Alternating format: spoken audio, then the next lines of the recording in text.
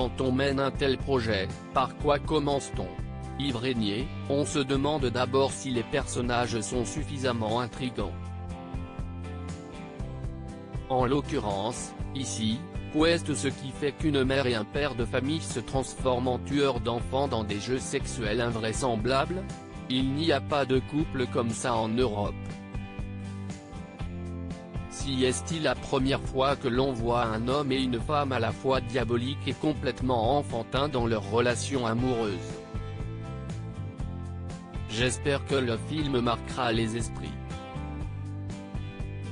En tout cas, il a marqué le mien. Sans pour autant l'imiter, Philippe Tourton est troublant de ressemblance avec Michel Fourniret. Comment avez-vous travaillé? Tourton passait tous les jours 2 à 3 heures au maquillage pour se faire poser un faux nez et quelques grains de beauté.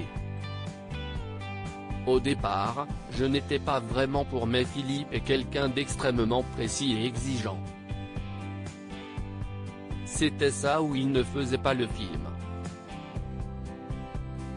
Je l'en remercie car sa performance est admirable. Quant à Isabelle Gélinas, Monique Fourniret, je l'ai choisie pour ce côté populaire qui me plaisait bien. Peu de comédiennes acceptent d'endosser un tel rôle. Beaucoup avaient refusé. Quelles précautions avez-vous dû prendre par rapport aux victimes? J'ai fait très attention à elles et à leurs proches. Il ne fallait en aucun cas que l'on puisse les identifier. Avez-vous prévenu les familles? Ça, ce n'est pas de mon ressort. Moi, j'ai réalisé un film et fait en sorte de ne pas heurter ou manquer de respect aux victimes et à leurs familles. Les enquêteurs aussi sont fictifs car selon Harold Cobert, auteur de La Mésange l'Ogresse, livre qui nous a inspiré, le policier belge tenait à ce que nous ne nous servions pas de son nom. Nous avons donc essayé d'être au plus proche de la réalité sans que cela porte préjudice à qui que ce soit. Michel Fourniret a été mis en examen mais pas encore jugé pour d'autres crimes, notamment le meurtre d'Estelle Mouzin. En quoi cela a-t-il influencé l'écriture du film? Les crimes que vous évoquez sont postérieurs à notre histoire. Michel et Monique Fourniret ont été jugés une première fois et condamnés à la perpétuité incompressible pour lui et assortis d'une période de sûreté de 28 ans pour elle. Concernant Estelle Mouzin, je crains malheureusement que l'on ne connaisse jamais la vérité. Michel Fourniret n'est pas très en forme. Il pourrait partir avant d'avoir délivré son secret.